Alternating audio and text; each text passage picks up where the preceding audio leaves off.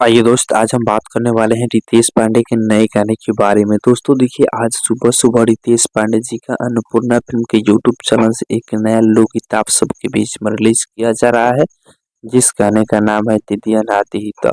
आप लोगों से बता दें कि गाने को रितेश पांडे के साथ में शिल्पी राज इस गाने को गाई हैं और गाने को लिखे हुए हैं राइटर अखिलेश कश्यप जी। गाने म्यूज़िक की बात किया जाए तो इस गाने में म्यूजिक बना है विकी बॉक्सी और ये जो गाना है बहुत ही ज़बरदस्त कमाल का गाना होने वाला है, जिस गाने में रितेश पांडे के साथ में फीचरिंग की है डिम्पल सिंह।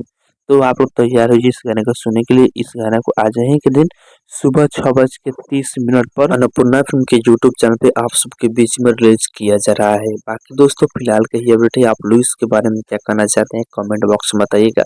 और इसी के साथ में इस वीडियो को समाप्त करते हैं। अभी तक इस वीडियो को लाइक नहीं किया तो लाइक कर दीजिए और इस चैनल में पहली बार आए हैं तो सब्सक्राइब भी कर लीजिएगा, क्योंकि इस चैनल पर भोजपुरी इंडस्ट्री के हर एक अपडेट सबसे पहले आप सभी को मिलेगा।